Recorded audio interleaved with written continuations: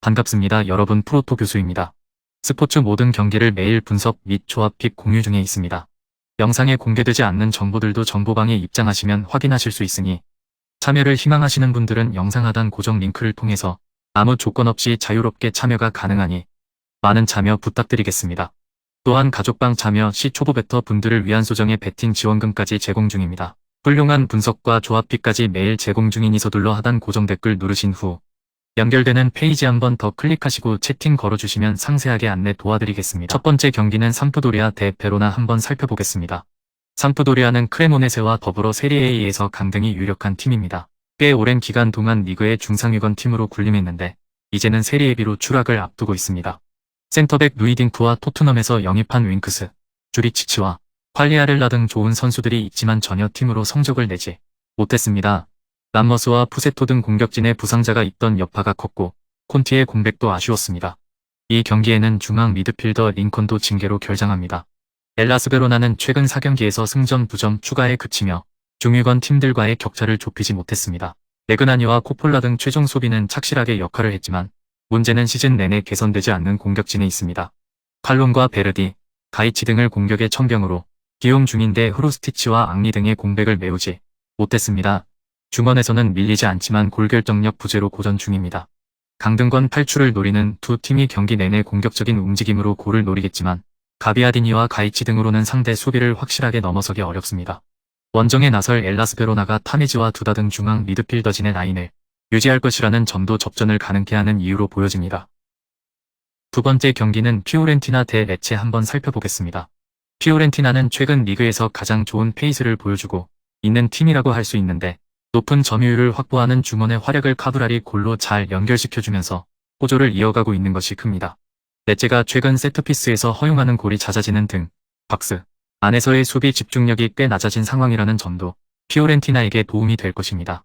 주중 경기를 치른 피오렌티나의 컨디션과 득점 감각을 장담하기는 어려울 수 있어도 승점 3점에 가까운 팀은 피오렌티나일 것으로 보여집니다.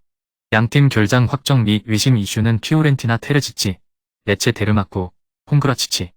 참고할 경기 데이터는 기대 득점 2.29골 대 0.95골, 양측 모두의 득점 가능성 54%, 양팀 합산 기대 득점 2.39골, 통산 상대 전적 7전 2승 2무 3패, 앞선 맞대결에서의 언더 오버 언더, 앞선 전적에서 두 팀이 모두 득점한 경우 57%입니다.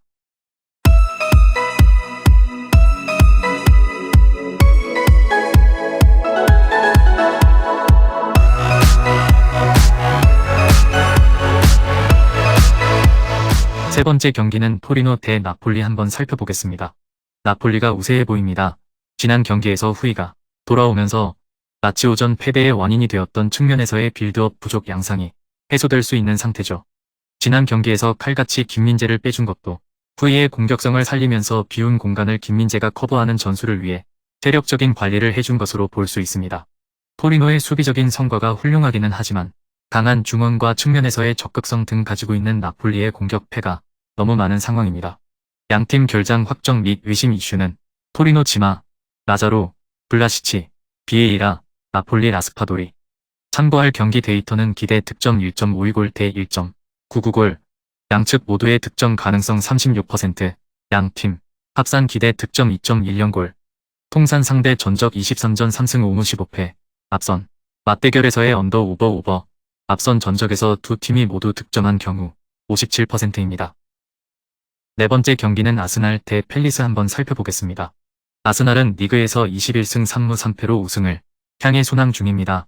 홈에서는 10승 2무 1패로 극강의 모습을 보였습니다. 최근 리그 경기에서 아스톤 빌라, 레스터시티, 에버튼, 본머스, 풀럼에게 5연승을 거두며 상승세를 탔죠. 이번 시즌에만 벌써 세 번째 5연승입니다. 주중 U16강전을 치르고 와 체력적 부담은 있을 수 있습니다. 은케티아와 엘레니 외에 도미아스와 살라바가 주중 경기에서 부상을 당했습니다. 크리스탈 팰리스는 6승 9무 12패로 리그 12위입니다. 원정에서 2승 4무 7패로 부진했는데 13경기에서 9득점에 그친 답답한 공격력이 문제입니다. 올해 가진 11차례 리그 경기에서는 5무 6패로 단 1승도 거두지 못할 정도로 흐름이 좋지 않았습니다. 더군다나 3월 들어서는 3경기 모두 전패를 기록 중입니다.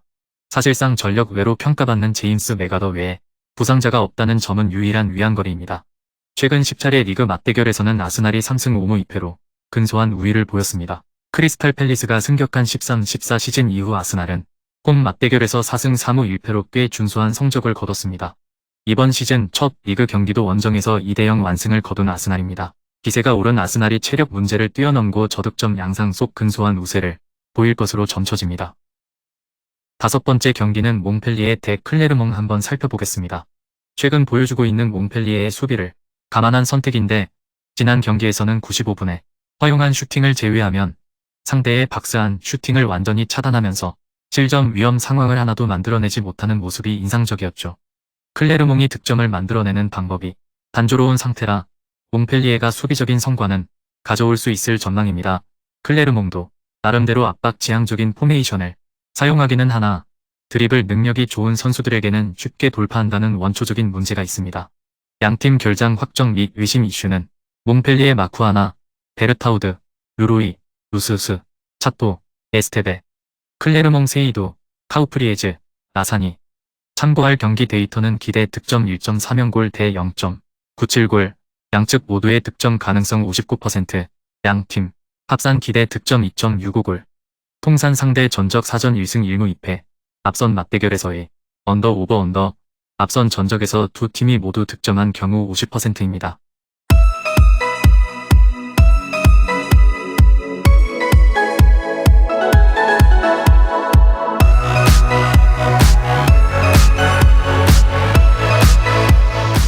여섯 번째 경기는 니스 대 로리앙 한번 살펴보겠습니다.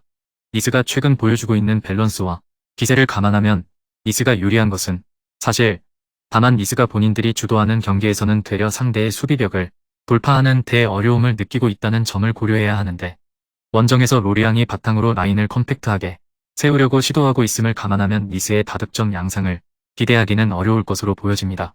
양팀 결장 확정 및 의심 이슈는 니스 디오프, 랜디, 아탈, 로리앙 음보고, 라포르테, 이노센트, 칼루로. 참고할 경기 데이터는 기대 득점 1.63골 대 1.39골, 양측 모두의 득점 가능성 54%, 양팀 합산 기대 득점 2.62골, 통산 상대 전적 22전 10승 6무 6패, 앞선 맞대결에서의 언더 오버 동률, 앞선 전적에서 두 팀이 모두 득점한 경우 59%입니다. 일곱 번째 경기는 유베를린 대 프랑크푸르트 한번 살펴보겠습니다. 4위 베를린은 승점 45점으로 공동 3위라고 할 수 있습니다. 최근 벨기에 리그의 위니움과의 유로파리그에서 3-0으로 패하였는데요. 베를린은 미넨 다음으로 수비력이 좋은 팀이지만 위니움과의 원정 패배는 많은 아쉬움이 남습니다. 이제 리그 경기입니다. 내년에는 챔피언스 리그에 진출을 하기 위해서 홈경기를 잡고 가야겠지만 3일 만의 경기라 체력적인 문제가 있을 것으로 예상합니다. 프랑크푸르트는 6위 팀이지만 4위 베를린보다 리그에서 10개의 득점이 많은 팀인 만큼 공격력이 뛰어납니다. 실점은 조금 많은 편이지만 공수 밸런스가 매우 좋은 팀 중에 하나라고 할 수 있겠네요. 프랑크푸르트도 주중에 챔피언스리그 16강전이 있었습니다. 나폴리와의 1전이었는데 나폴리의 압도적인 경기력에 패하고 말았습니다. 그래도 베를린보다 하루 더 쉬고 나오는 리그 경기이기에 원정이라도 해볼만 할 듯합니다. 마지막 8번째 경기는 레버쿠젠 대 바이에른 미넨 한번 살펴보겠습니다. 바이에른 미넨의 승리를 점치겠습니다. 지난 경기에서는 로테이션을 돌리면서 수비적인 리스크를 감수했음에도 불구하고 득점력을 바탕으로 승리를 거두는 등 득점력이 상당히 올라온 점은 긍정적으로 볼 수 있습니다. 페렌츠바로쉬를 상대로도 압박에 다소 고전하는 모습을 보였던 레버쿠젠이라 전방 지향적인 바이언이 압박을 바탕으로 경기 주도권을 전반적으로 질 수 있을 것입니다. 물론 레버쿠젠도 비르츠를 측면으로 옮기는 시프트로 공격의 밸런스를 맞추고 있어 바이언도 실점 가능성은 꽤 있습니다. 금일 경기들은 이렇게 알아보았습니다. 좀 더 다양하고 많은 정보를 원하시는 분들은 영상 하단 댓글에 링크 클릭 후 문의하시면 아무런 조건 없이 정보방 입장 가능하니 입장하셔서 정보 받아보시길 바라겠습니다. 그리고 영상에서 리뷰하지 않은 디테일한 정보와 조합픽은 매일 교수 정보방에서 공유하고 있으니 꼭 참여해보시길 권장드리며 이번 영상은 여기까지 하겠습니다. 시청해주셔서 감사드리며 늘 여러분들의 건승을 기원합니다. 감사합니다.